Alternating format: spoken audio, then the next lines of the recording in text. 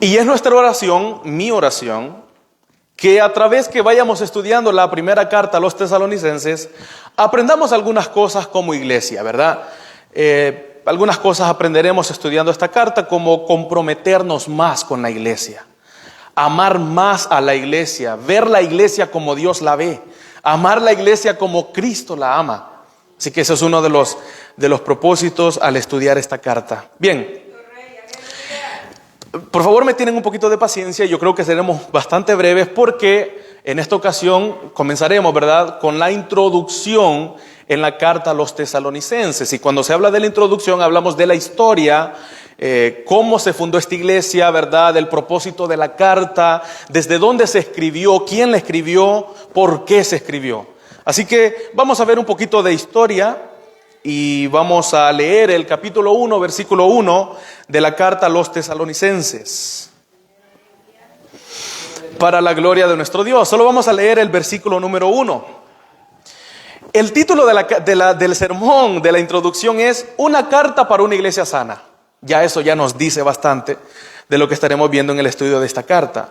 Capítulo 1, versículo 1 en la carta a los tesalonicenses dice la palabra del Señor: Pablo, Silvano y Timoteo, a la iglesia de los tesalonicenses, en Dios Padre y en el Señor Jesucristo. Gracia y paz sean a vosotros de Dios nuestro Padre y del Señor Jesucristo. Pueden sentarse, hermanos y hermanas. Gracias por leer conmigo la palabra del Señor. Estamos, ¿verdad?, todavía en una época en la que la curiosidad por el futuro es muy fuerte entre los hombres.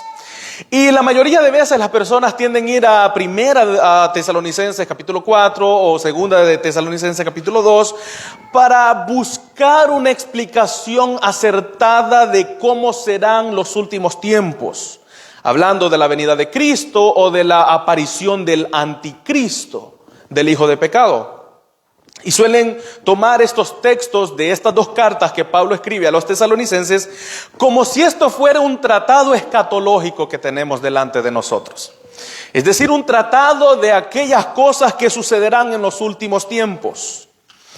Pero la carta o las cartas a los tesalonicenses no son un tratado escatológico, más bien son un tratado eclesiológico. Es decir, Pablo no va a argumentar o a postular doctrinas que tengan que ver con la esencia ni de la segunda venida ni de la aparición del anticristo. Y aunque lo vamos a ver en las dos cartas que Pablo habla de ese tema, más bien lo hace con un corazón pastoral por los pensamientos tristes que estaban llegando al corazón y a la mente de los de Tesalónica, de los hermanos de Tesalónica. Así que la carta a los tesalonicenses más bien es como una especie de tratado eclesiológico, un estudio de cómo debe lucir la iglesia de Cristo. Comenzaremos hablando acerca de la ciudad de Tesalónica. Luego hablaremos del viaje de Pablo y cómo Pablo llega a Tesalónica. Y por último veremos un panorama bastante breve de la carta a los tesalonicenses. Veamos entonces la ciudad. La ciudad de Tesalónica, hermanos, era la ciudad más grande e importante de la provincia romana de Macedonia. Era la capital de Macedonia, con una población de alrededor de 200,000 habitantes, entre ellos griegos nativos, romanos, marineros, comerciantes y hombres de negocio. Es decir, que esta era una ciudad de mucho comercio. Y ciudades en las que hay mucho comercio, tiende a haber mucha visita de gente del exterior. La carretera principal de la ciudad de Tesalónica era la carretera principal que conducía desde Roma a todas las regiones de Oriente. Es decir, que era un paso obligado de todas estas personas que iban desde Roma hacia las regiones de Oriente, pasar por Tesalónica, por esa carretera principal. Por lo que el estudioso del Nuevo Testamento, William Barclay, dice: es imposible exagerar la importancia de la llegada del cristianismo a Tesalónica. Si se asentaba el cristianismo en esta ciudad, era de esperar que se extendiera seguía hacia el lado este, conquistando Asia, y hacia el lado oeste, conquistando Roma. La llegada del cristianismo a la ciudad de Tesalónica fue la clave para que la religión cristiana viniera a ser la religión universal. Por eso la importancia de entender cómo funcionaba la ciudad de Tesalónica. Si el cristianismo llegaba a Tesalónica, esa sería la clave para que se difundiera por todas las regiones a su alrededor del Imperio Romano. Así que Dios tiene todo bajo su control para poder llevar a esa ciudad a Pablo como misionero y un predicador en su ministerio apostólico. Esa es la importancia de esta ciudad. Y sin olvidar, hermanos, esta pequeña historia de la ciudad de Tesalónica, veamos el viaje de Pablo, porque luego volveremos una vez más a lo importante que es dónde estaba ubicada la ciudad de Tesalónica. El apóstol Pablo inicia su primer viaje misionero a partir de la iglesia de Antioquía, como veíamos en el estudio en la carta a los Gálatas. El Espíritu Santo, después de que la iglesia ha ayunado y orado, dice: apártenme a Pablo, a Saulo y a Bernabé. Los manda en su primer viaje de misioneros, y estos dos hombres regresan con un reporte de ese viaje a la iglesia de Antioquía. Luego Pablo, después de haber visitado y fundado todas esas iglesias, comienza su segundo viaje misionero, y la idea de Pablo es ir y visitar las iglesias que ya fundó para afirmar la fe de los hermanos. Hay un pequeño roce ahí, dificultad entre Pablo y Bernabé. Así que Pablo se va con Silas, y por otro lado se va Bernabé con su sobrino Juan Marcos. Este era el plan de Pablo: el comenzar su segundo viaje misionero e ir y visitar las iglesias que fundó en su primer viaje misionero para reafirmar su fe. Pero ese no era el propósito de Dios. Uno puede tener los planes, puede disponerse a hacer la obra, y en el camino uno ve que Dios va moviendo todas las cosas para llegar donde Dios quiere que uno llegue. Uno se dispone, pero es Dios el que lo encamina. Cuando estudiaba esto, recordaba cuál fue mi argumento para convencer a mi madre de dejarme venir a los Estados Unidos. Mi argumento fue: déjame ir a conocer y luego regreso. El pasado noviembre cumplí 10 años y todavía no he conocido porque no he vuelto. Y no sabemos si realmente voy a conocer para poder volver. Uno tiende a disponer, hermano, y yo no sabía que Dios me iba a unir a una iglesia local en la cual me iba a dar el privilegio de ser edificado por esa iglesia y de ayudar a edificar a la iglesia. Y eso estaba fuera de mi entendimiento. Así que Pablo se propone ir en su segundo viaje misionero, ahí en Hechos capítulos 16, versículo 6 al 10. Pero Dios tenía otros planes con este viaje misionero de Pablo. Puesto que ahí en el versículo 10, vaya por favor, vamos a leer el capítulo 16 y 17 del libro de los Hechos. Lucas nos muestra el testimonio de cómo Pablo inicia su segundo viaje misionero. Y allí en el versículo 6, Pablo ya está encaminado, y recuerde, viene con Silas. Luego en el camino se encuentra a Timoteo, así que Pablo ya va con 2 colaboradores. Y en el versículo 6 dice: atravesando Frigia y la provincia de Galacia, las iglesias, le fue prohibido por el Espíritu Santo hablar la palabra en Asia. ¿Cuál era el plan de Pablo? Ir a las iglesias y reafirmar la fe. Y Pablo quiere ir y predicar el evangelio, pero es el Espíritu Santo, dice Lucas, el que le prohíbe que Pablo vaya a esas ciudades. Le fue prohibido, dice, por el Espíritu Santo hablar la palabra en Asia. Y uno se pregunta: ¿acaso es que en esas ciudades no habían pecadores que debían arrepentirse? Por supuesto que sí. Pero el propósito de ese viaje para Dios era que Pablo llegara a Tesalónica. ¿Por qué? Porque era la clave para difundir la palabra en todo el imperio. Llegar a Tesalónica. Versículo 7. Y cuando llegaron a Misia, intentaron ir a Bitinia, pero una vez más el Espíritu Santo no se lo permitió. Pablo estaba con las botas puestas, con el abrigo puesto para irse en su segundo viaje misionero, y ya estando ahí, Pablo no tiene claridad de lo que tiene que hacer, porque una y otra vez el Espíritu Santo le dice: Pablo, no es por ahí, no es por ahí. Así que Pablo tiene que esperar por un momento en ese lugar hasta que Dios le muestre el camino que debe ir. Versículo 8. Y pasando junto a Misia, descendieron a Troas, y allí se le mostró a Pablo una visión de noche. Un varón macedonio estaba en pie, rogándole y pidiendo: pasa a Macedonia y ayúdanos. Ahora lo que dice Lucas: cuando vio la visión Pablo, enseguida, y Lucas se incluye, procuramos partir para Macedonia, dando por cierto que Dios nos llamaba para que le anunciásemos el evangelio. ¿Ven? La claridad del mensaje de lo que Pablo y sus colaboradores debían hacer no era lo que ellos procuraban hacer, que eran buenas motivaciones, era el plan que ya Dios tenía decretado para este segundo viaje de Pablo. ¿Y cuál era? Que Pablo dejara Asia por un momento y se dedicara a Macedonia, de la cual Tesalónica era la capital. Así que el propósito de Dios siempre fue: Pablo tiene que llegar a Tesalónica. Partiendo de ahí llegan a Filipo. Recuerdan, donde Pablo y Silas son metidos presos, están en prisión, ellos están cantando, viene un terremoto y se convierte el carcelero. Todo tenía un propósito de Dios. Luego llegan por fin a Tesalónica, capítulo 17, versículo 1. Pasando por Antípolis y Apolonia, llegaron a Tesalónica. Ese era el propósito de Dios, que Jesús, el Rey, el Mesías, llegara a Tesalónica, predicado por medio de Pablo. Pasando por Antípolis y Apolonia, llegaron a Tesalónica, donde había una sinagoga de los judíos. Y Pablo, verso 2, como acostumbraba, fue a ellos y por 3 días de reposo discutió con ellos. Hay 2 palabras que me llamaron mucho la atención en estos versículos del verso 2. Dice: y Pablo, ¿cómo acostumbraba? Llegó a la sinagoga. Pablo ya había hecho una costumbre de esto. En cualquier lugar que él llegaba, cualquier ciudad, y había una sinagoga, Pablo se metía y predicaba el evangelio. ¡Wow!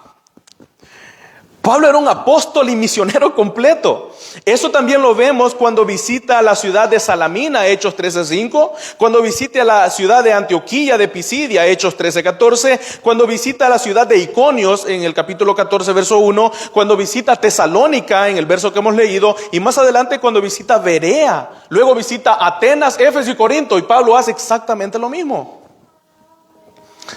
Entra a la sinagoga era el lugar en el que los judíos se reunían para adorar a Dios y aprender de la palabra de Dios, aprender, ¿verdad?, de la Torá. En ese lugar siempre había un principal, que era el maestro, el rabí. ¿Recuerdan cuando Nicodemo viene a Cristo en Juan capítulo 3?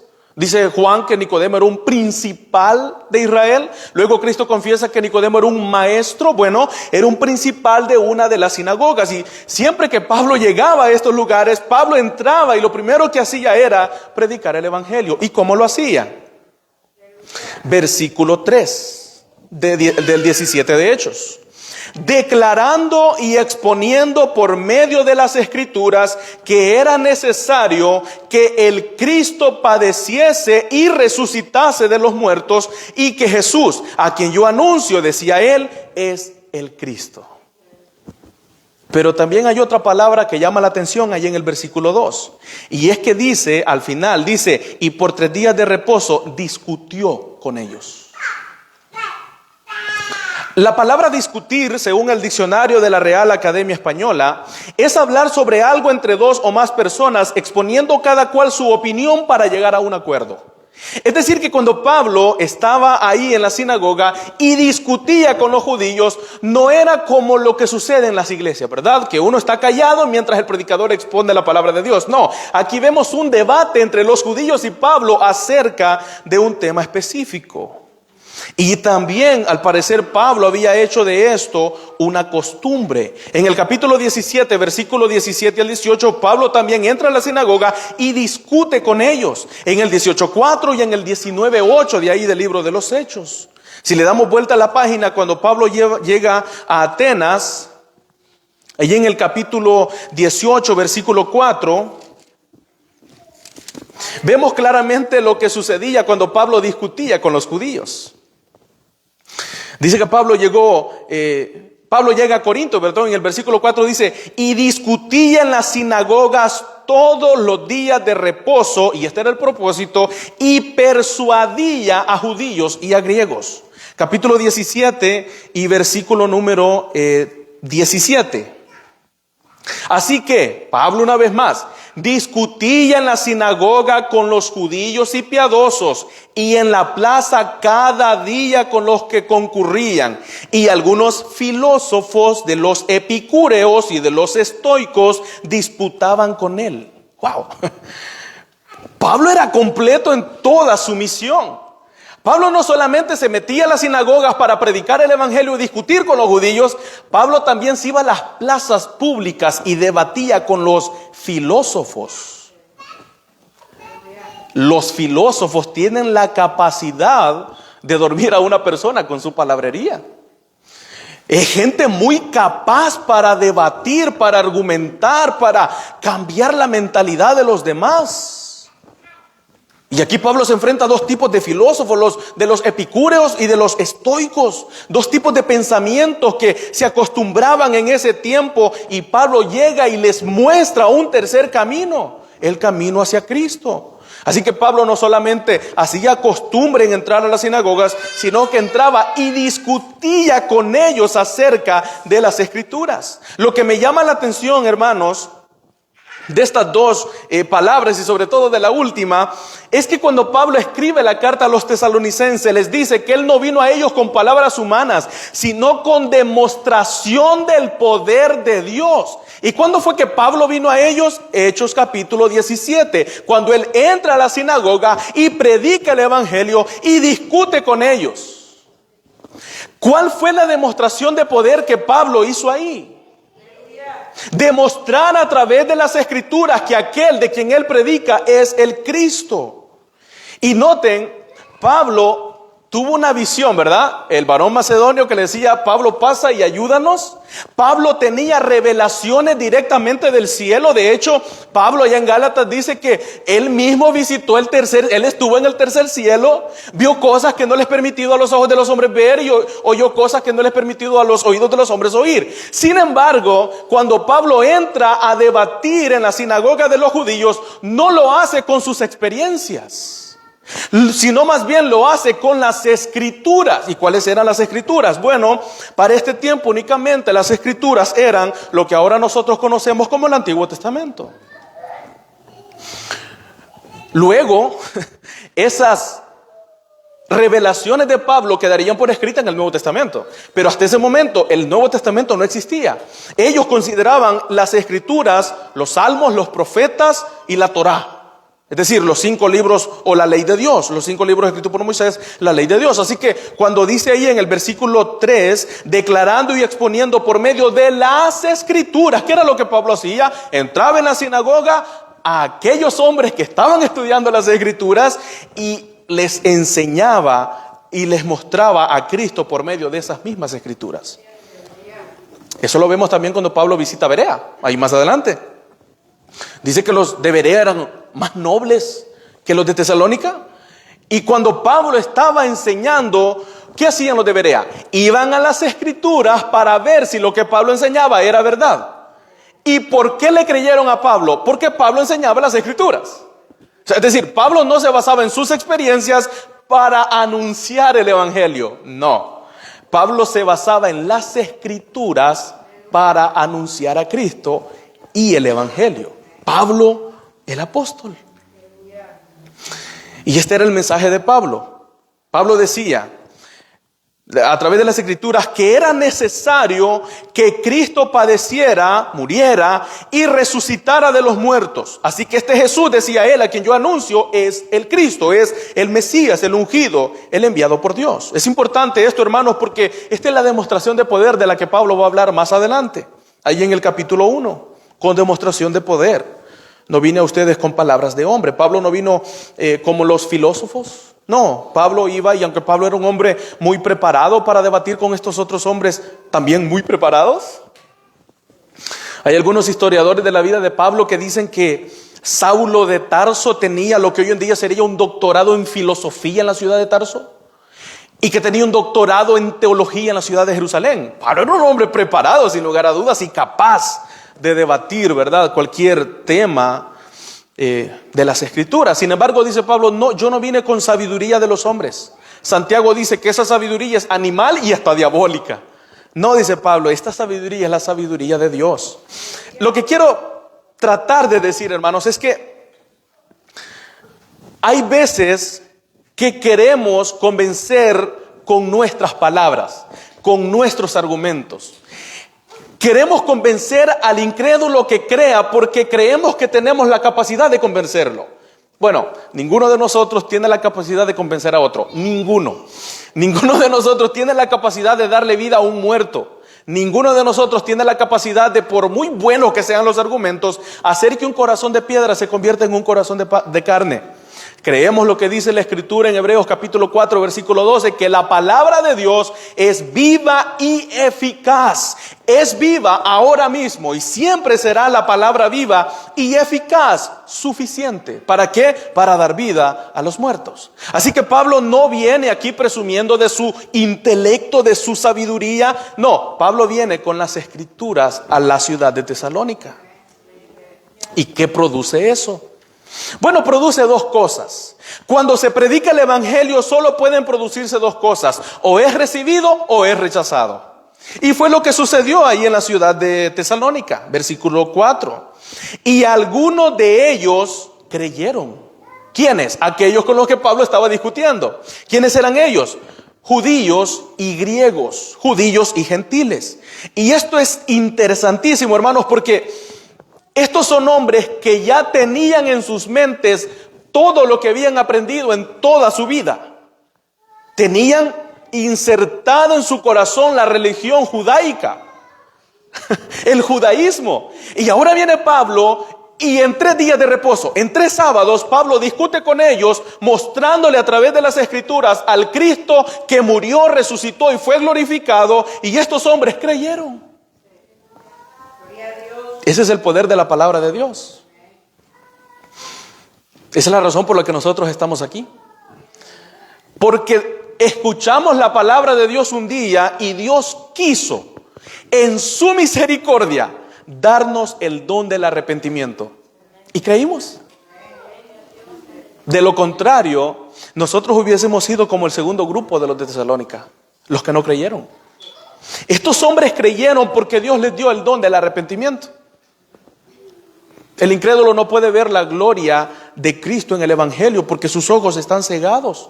Dice en 2 Corintios 4:4 que el príncipe de este mundo, el enemigo de nuestras almas, Satanás, ha cegado sus ojos para que ellos no puedan ver la gloria de Cristo. Y nosotros vivíamos de esa manera. ¿Usted se recuerda cuando vino al evangelio por primera vez? ¿Cuántos años tenía? ¿Cuántos años desperdiciamos viviendo nuestra vida alejados de Dios sin el conocimiento de las Escrituras?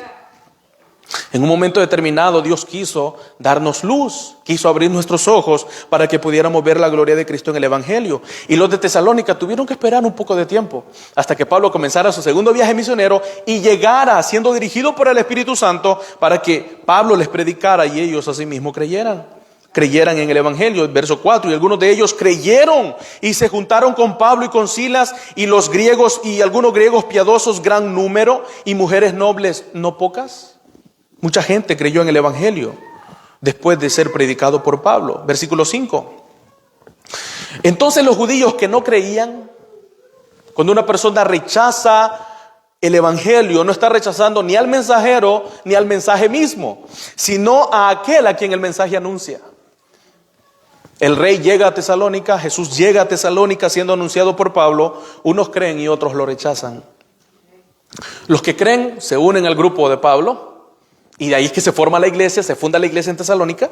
Y los que no creen, ¿qué hacen? Se vuelven agresivos contra el mensaje. ¿Acaso no es lo que hace el incrédulo? Cuando se le predica el evangelio y cree, gloria a Dios porque creyó. Y cuando no, ¿qué hace? Se vuelve contra el evangelio, agresivo contra el mensaje del evangelio. Versículo 5. Entonces los judíos que no creían, teniendo celos, tomaron consigo a algunos ociosos, hombres malos, y juntando una turba, alborotaron la ciudad, y asaltando la casa de Jasón, procuraban sacarlos al pueblo. Pero no hallándolos, trajeron a Jasón y a algunos de los hermanos ante las autoridades de la ciudad, gritando: Estos que trastornan el mundo entero también han venido acá, a los cuales Jasón ha recibido, y todos estos contravienen o contradicen los decretos del César, diciendo que hay otro rey, Jesús. Ellos escucharon del rey Jesús, pero quisieron rechazarlo. Los de Tesalónica apreciaban tanto a Pablo, versículo 10. Inmediatamente los hermanos enviaron de noche a Pablo y a Silas hasta Berea. Y ellos, habiendo llegado, entraron en la sinagoga de los judíos. ¿Ven la costumbre de Pablo una vez más? Llegar a la sinagoga de ellos. Pablo pudo, en muchas ocasiones el apóstol Pablo y el grupo que le acompañaba pudieron decir, hasta aquí llegamos. O sea, vamos de ciudad en ciudad y siempre lo que se nos enfrenta es la oposición de los judíos, de nuestros hermanos en sangre. Recibimos golpes, azotes, naufragios. Pablo hace toda una lista en una de sus cartas de todo el sufrimiento que él pasó por ir y predicar el evangelio. Alguien decía que cuando Pablo iba a visitar una nueva ciudad, no preguntaba qué tan buenos son los hoteles de esa ciudad, sino cómo son las prisiones. Porque sabía lo que le esperaba a causa de predicar el evangelio. La única ciudad en la que Pablo no enfrentó ninguna oposición fue Berea. La oposición que enfrentó fueron de los tesalonicenses, que al escuchar que Pablo estaba en Berea, se vinieron a Berea para hacerle la contienda a Pablo. Estos hombres eran malvados.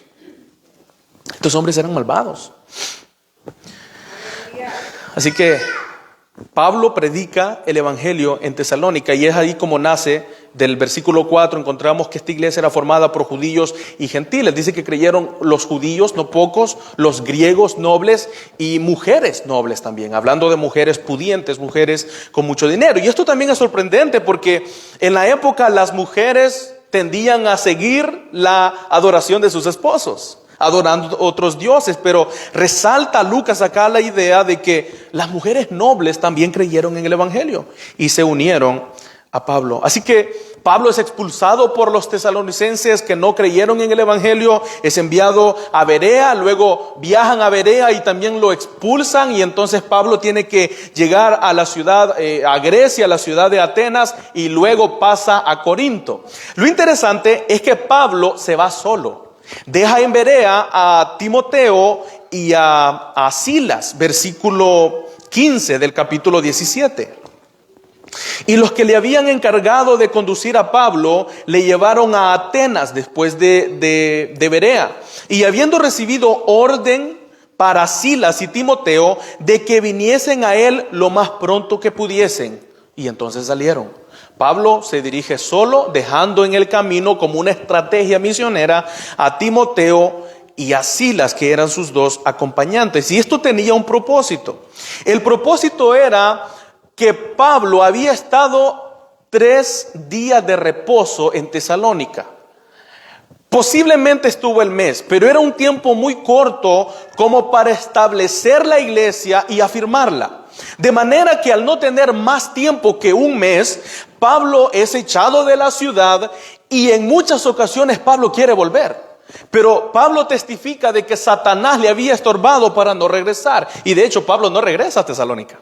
Así que la angustia de Pablo es tanta que él quiere recibir un reporte de cómo está la iglesia de Tesalónica. Esa iglesia naciente, esa iglesia que acaba de ser fundada, por lo que envía a Timoteo para que traiga un reporte. Lo leemos ahí en el capítulo 3, versículo 1 y 2 de Primera a los Tesalonicenses. Por lo cual, no pudiendo soportarlo más. Esta frase me llamó fuertemente la atención. No pudiendo soportarlo más, es decir, Pablo tenía una angustia, estaba desesperado por querer saber lo que estaba ocurriendo en la iglesia recién fundada de los tesalonicenses. No pudiendo soportarlo más, acordamos quedarnos solos en Atenas y enviamos a Timoteo, nuestro hermano, servidor de Dios y colaborador nuestro en el evangelio de Cristo, para confirmaros y exhortaos respecto de vuestra fe. Timoteo entonces viaja a la ciudad de Tesalónica y trae el reporte al apóstol Pablo. Versículo 5, por lo cual también yo, no pudiendo soportar más una vez más, envié para informarme de vuestra fe, no sea que os hubiese tentado el tentador y que nuestro trabajo resultase en vano. Esta era la angustia de Pablo. Él recibe el reporte de Timoteo, capítulo 3, versículo 6. Pero cuando Timoteo volvió de vosotros a nosotros y nos dio buenas noticias de vuestra fe y amor, y que siempre nos recordáis con cariño, deseando vernos como también nosotros a vosotros. ¿Y dónde fue que Timoteo alcanzó a Pablo y le dio el reporte? Hechos capítulo 18, versículo 5. Pablo está en Corinto y ahí llega Timoteo y Silas. De manera que la carta a los tesalonicenses es escrita desde la ciudad de Corinto alrededor del año 51 después de Cristo. Y esa es la razón por la que vamos a comenzar a estudiar la carta a los tesalonicenses, porque es la segunda carta que escribió el apóstol Pablo. Recuerdan, la primera fue la carta a los Gálatas, luego son las cartas a los tesalonicenses. Este es el reporte que Timoteo le lleva a Pablo. En un texto dice Pablo, vivimos por eso. Es decir, Pablo se sentía casi desmayándose por la angustia que tenía por saber cómo estaban sus hermanos. Y eso muestra el corazón pastoral del apóstol Pablo. Es lo que todo pastor anhela de su iglesia, que su iglesia esté bien, que esas ovejas que el Señor le ha confiado bajo su autoridad y dominio por las Escrituras siempre estén saludables, y que Satanás no esté estorbando el caminar de la iglesia. Qué corazón pastoral el del apóstol Pablo.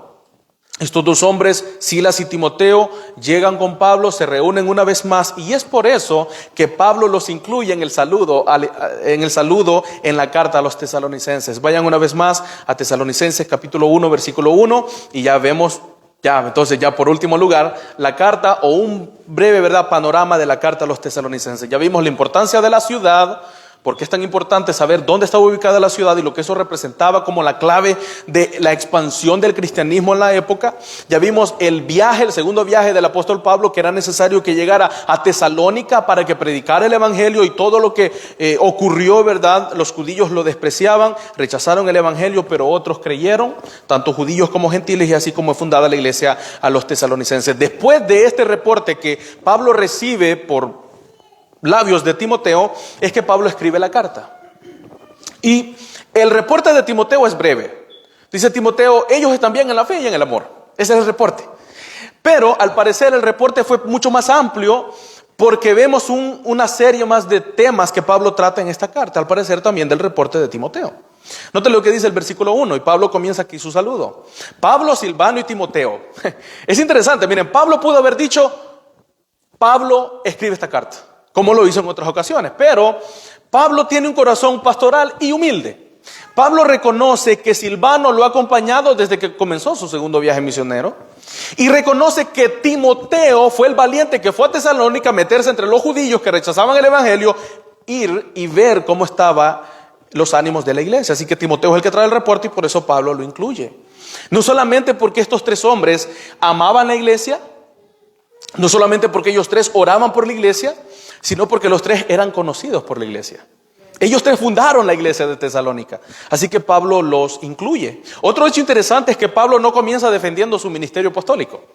En otras cartas Pablo dice, Pablo apóstol de Jesucristo, Pablo siervo de Jesucristo, porque en esas otras iglesias o ciudades en las que Pablo fundaba la iglesia, siempre cuestionaban el ministerio apostólico de Pablo, porque Pablo no estuvo con Cristo. Tesalónica no. Ellos no tuvieron duda, ellos aceptaron a Pablo, y creció un aprecio entre Pablo y esta iglesia, que Pablo no se ve en la necesidad ni siquiera de comenzar defendiendo su ministerio apostólico. Pablo, Silvano y Timoteo a la iglesia de los tesalonicenses, formada por judíos y gentiles. ¿Recuerdan el problema de las iglesias de la región de Galacia? Había una división entre judíos y gentiles, iglesias judías, iglesias gentiles. Pablo dice a la iglesia de los tesalonicenses. ¿Por qué? Porque en la iglesia toda raza se destruye, ¿verdad? Toda, ¿cómo podríamos decir? Cultura se destruye, todo estado social se destruye, por ahí la cosa. Toda cuestión, ¿verdad? De diferencias culturales, económicas, raciales, sociales, son destruidas, dice Pablo a la iglesia de los tesalonicenses, en Dios el Padre y en el Señor Jesucristo. Y esta frase también nos llama la atención, porque Pablo nos comienza diciendo que la iglesia de los tesalonicenses es una iglesia unida. La oración de Jesús allá en Juan capítulo 17, Padre, yo oro por los que han de creer para que sean unos como nosotros. Tú en mí, yo en ellos y somos uno. Y ahora Pablo dice que la iglesia de los tesalonicenses están en Dios el Padre y en el Señor Jesucristo. La unidad de la iglesia. Esta iglesia estaba unida al Padre por medio de estar unidos a Cristo. Pero no solamente eso, sino que Pablo usa la misma preposición para referirse tanto al Padre como al Hijo, dando a entender que los dos están al mismo nivel, que los dos son Dios, están en el Padre y en el Hijo, el Señor Jesucristo. Y habla de Jesucristo con su nombre completo.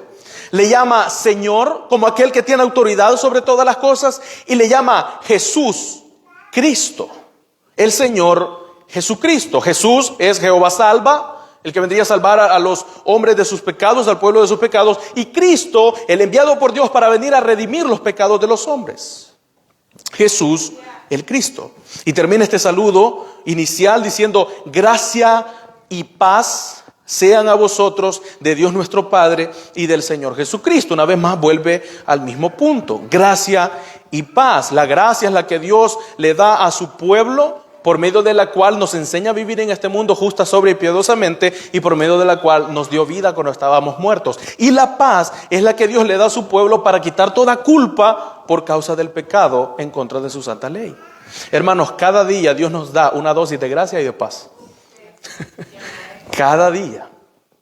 Porque cada día violamos la santa ley de Dios y cada día necesitamos de su gracia. Por eso que Jeremías dice: por sus misericordias no hemos sido consumidos. Merecemos ser consumidos porque somos pecadores, pero sus misericordias son tan grandes y Él nos da cada día de su gracia y de su paz para quitar esa culpa que sabe estar en nuestros corazones a causa de haber pecado contra Él. Gracia y paz de Dios nuestro Padre y del Señor Jesucristo. Un panorama rápidamente de la carta a los tesalonicenses. Pablo comienza esta carta agradeciendo a Dios por la iglesia de Tesalónica. Y es que tiene razones por las cuales agradecer. Capítulo 1, versículo 2 al 4. Damos siempre gracias a Dios por vosotros, por todos vosotros. Y ahora también note aquí el plural de Pablo. Dice, damos, ¿quiénes? Bueno, Pablo, Silvano o Silas y Timoteo.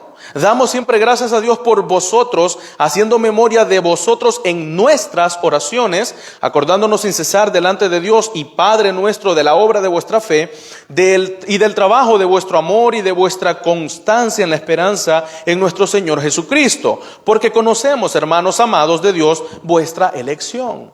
Pablo comienza dando gracias a Dios, y por lo menos hay algunas razones por las que él debe dar gracias a Dios. Primero, es porque la iglesia de Tesalónica, a pesar de ser una iglesia naciente, muy recién fundada, fue una iglesia ejemplar. Versículos 7 y 8.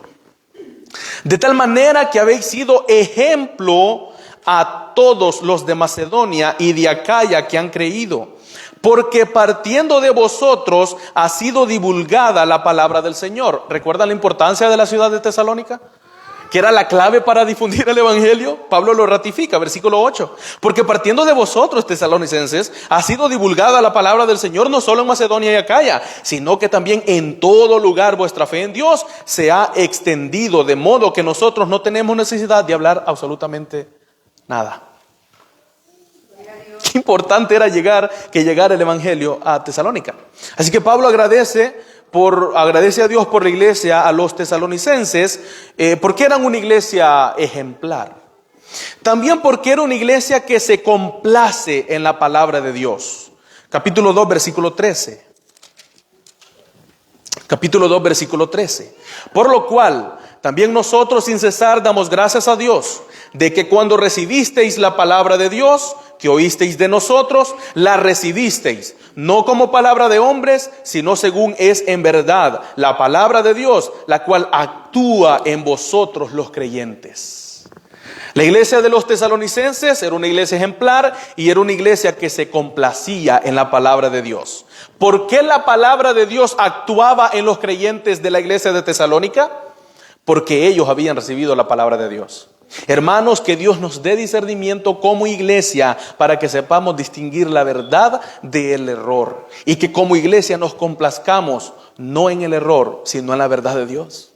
¿Y cómo sabremos eso? Bueno, porque la palabra de Dios estará actuando con poder en cada uno de nosotros. En cada uno de nosotros.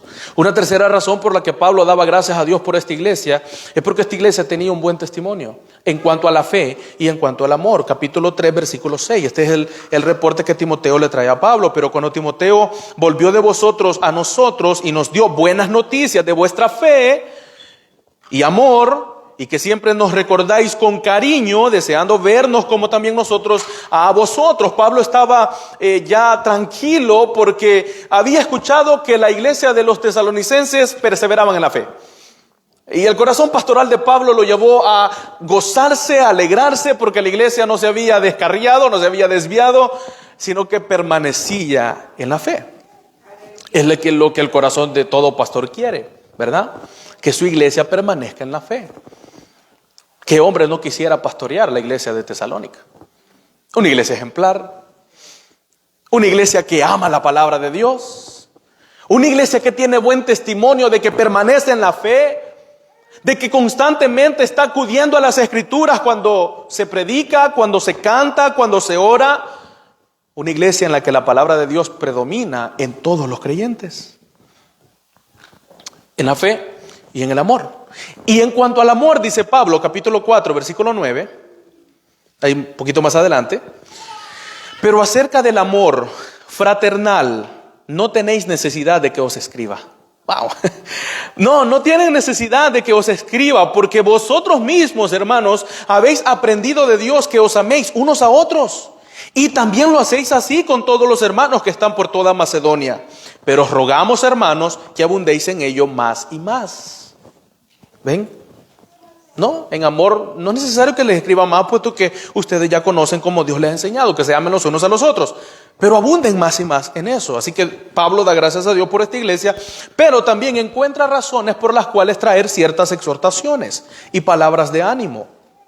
Por ejemplo, ahí en el capítulo 4, versículo 1 al 3, Pablo les exhorta a que ellos deben vivir en santidad. Recuerden, la ciudad era una ciudad de comercio, en la que las tentaciones, las pruebas, los peligros para la caída de los creyentes estaba a la vuelta de la esquina. Bueno, Pablo les exhorta que ellos debían mantenerse en santidad, apartados del pecado. Por lo demás, hermanos, os rogamos y exhortamos en el Señor Jesús que de la manera que aprendisteis de nosotros, como os conviene conducirnos y agradar a Dios, así abundéis más y más. Porque ya sabéis que instrucciones os dimos por el Señor, pues la voluntad de Dios es vuestra santificación, que os apartéis de fornicación. Pablo exhorta a la iglesia. Les dice, está bien, en amor y en fe también. Ahora, les exhorto a que se mantengan en santidad. Y esto solamente lo estamos leyendo en el estudio que llevemos versículo a versículo. Estaremos estudiando con más detalles cada uno de estos puntos. Pablo también les anima y les consuela sobre la muerte y sobre la segunda venida de Cristo, sobre el arrebatamiento de la iglesia. Porque al parecer, los hermanos de Tesalónica habían entendido que Cristo venía ya. Y que ¿qué iba a pasar con los hermanos que habían muerto? ¿Será que ellos no iban a disfrutar de esta bendición? Así que Pablo les escribe capítulo 4, versículo 13 al 15 para explicarles un poco este asunto. Tampoco queremos, hermanos, que ignoréis acerca de los que duermen, para que no os entristezcáis como los otros que no tienen esperanza, porque si creemos que Jesús murió y resucitó, así también Dios traerá con Jesús a los que durmieron con él. Por lo cual os decimos esto en palabra del Señor, que nosotros que vivimos, que habremos quedado hasta la venida del Señor, no precederemos a los que durmieron. Tesalonicenses, no entristezcan vuestros corazones. Los que durmieron, los que murieron, ahora mismo ellos participarán juntamente con nosotros, los que estemos vivos, del arrebatamiento. Igual será la bendición para ambos. Nosotros, dice Pablo, no iremos delante de ellos. Ellos resucitarán primero y nosotros seremos transformados juntamente con ellos en el aire, y así estaremos siempre con el Señor. Palabras de ánimo, palabras de consuelo. Luego Pablo, al final ya casi de su carta, trae una exhortación para que ellos sepan relacionarse con los líderes de la iglesia y con los hermanos en la iglesia. Capítulo 5, versículos 12 y 13. Esta es una exhortación final y luego la bendición final en el verso 28. Esta exhortación: os rogamos, hermanos, que reconozcáis a los que trabajan entre vosotros y os presiden en el Señor y os amonestan, y que los tengáis en mucha estima y amor por causa de su obra. Tened paz entre vosotros. Esta exhortación es más para que los miembros de la iglesia sepan darle lugar al que les preside y amonesta, a que le reconozcan a los que trabajan entre vosotros. En otras palabras, que los miembros sepamos respetar las autoridades que Dios ha puesto en la iglesia. Y que sepamos tener paz entre nosotros. Note lo que dice al final del verso 13. Tened paz entre vosotros. Y muestra una lista de cómo esto puede ser posible: amonestando a los ociosos, alentando a los de poco ánimo, sosteniendo a los débiles, siendo paciente con todos, que nadie pague a otro mal por mal, siguiendo lo bueno siempre para con todos, estar siempre gozosos, orar sin cesar, no apagando el espíritu, no menospreciando las profecías, examinándolo todo, reteniendo lo bueno, absteniéndose de todo mal y esperando la santificación completa que el Señor hará hasta su venida, dice en el versículo 25 en adelante. Y por último, Pablo da una bendición final, versículo 28: la gracia de nuestro Señor Jesucristo sea con todos, sea con vosotros. Amén. Si notaron, hay dos, Pablo comienza dando gracias y luego hay dos exhortaciones y hay una palabra de ánimo para ellos y al final una bendición adicional. En esto se resume básicamente la enseñanza que estaremos, hermanos, estudiando en la carta a los tesalonicenses. Para terminar, ¿qué aprendemos o qué es lo que vamos a aprender cuando estudiemos esta carta? En primer lugar, veremos la gloria de Jesucristo en su iglesia. Una iglesia verdadera no es verdadera si la gloria de Cristo no está ahí. Así que estudiando primero a los tesalonicenses, veremos la gloria de Jesucristo manifestada en su iglesia. En segundo lugar, veremos la gracia de Dios operando en los creyentes. Cada vez que nos toca predicar, uno se sorprende. Dice: Dios, ¿por qué permites que un pecador hable de tu palabra? Y uno realmente siente cierta presión a la hora de ir y sentarse y estudiar, porque uno sabe que no debe hablar cosas que no están en las Escrituras. La oración que todo predicador debe tener es temor a Dios para no decir cosas que no son.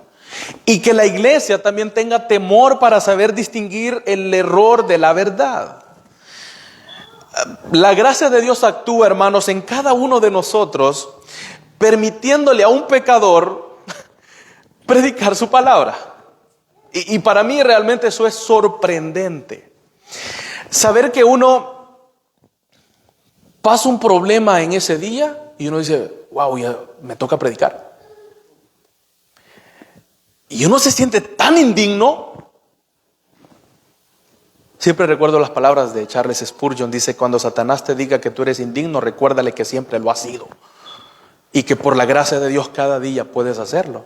La gracia manifestada en cada uno de los creyentes, en cada uno de nosotros. Así que a través de el estudio de esta carta veremos eso, hermanos. Y por último, esperamos en Dios que este estudio de la carta a los tesalonicenses nos permita comprometernos más con la iglesia. Si hasta este día hemos estado jugando a la iglesia, que realmente nos comprometamos. Sí. Dios nos ayude.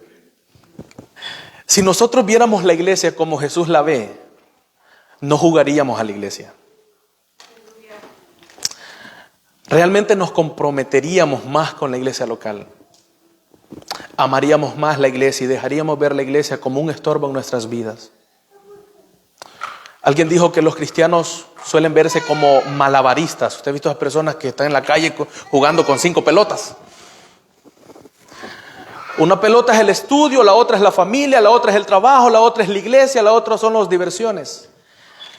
Y como que cansa mucho estar ahí jugando con 5 pelotas, así que hay que eliminar una. ¿Y cuál creen que es la primera en eliminar? La iglesia. No podemos hacer un lado las diversiones, no podemos sacrificar un momento con la familia, se nos hace difícil sacrificar el tiempo en el trabajo. Comprometernos más con la iglesia. Hermanos, Cristo ama a la iglesia. Mejor que usted y mejor que yo. Y Él la conoce mejor que usted y mejor que yo. Y aún así la ama con un amor incondicional. Esperamos en Dios, y es mi oración, que este estudio nos lleve a eso, a comprometernos más con la iglesia. Quiera Dios que al estudiar esta carta podamos mostrar más el afecto entre hermanos y que oigamos, leamos, estudiemos y apliquemos la palabra de Dios. La iglesia vive ahora en tiempos en los que muchas personas suponen que pueden alcanzar la misión usando estrategias, programas y métodos centrados en el hombre. Estas personas minimizan la necesidad de apoyarse regularmente en los recursos suficientes y divinos que contienen las Escrituras. Es una mentira de Satanás que los pastores y predicadores pueden hacer su labor sin las oraciones de la iglesia. Pero es la verdad de Dios que a través de las oraciones de la iglesia cubiertas con poder, la predicación pueda ser efectiva para aquellos que predican y así sea alcanzado a aquellos que no creen y cumplan así su llamado en ayudar a edificar la iglesia de Dios. Debemos orar no solamente para recibir el estudio de esta carta, sino también orar por los predicadores. Porque si nosotros somos, hermanos, de verdad, yo me siento gozoso y he aprendido tanto de ustedes, de todos ustedes los que predican, hermanos y hermanas que predican. He aprendido tanto. Y de verdad, para mí es un grande privilegio poder participar en la edificación de esta iglesia. Y sé que ningún predicador espera pago, no. No, nadie espera la recompensa porque sabemos que el trabajo en el Señor no es en vano. Pero todo predicador, hermano y hermana, necesita la oración de la iglesia. Sobre todo en estos estudios que estaremos, ¿verdad?, trayendo, si Dios lo permite, en esta carta, para ver a Cristo y su gloria en la iglesia. Que Dios les bendiga a todos. Vamos a orar.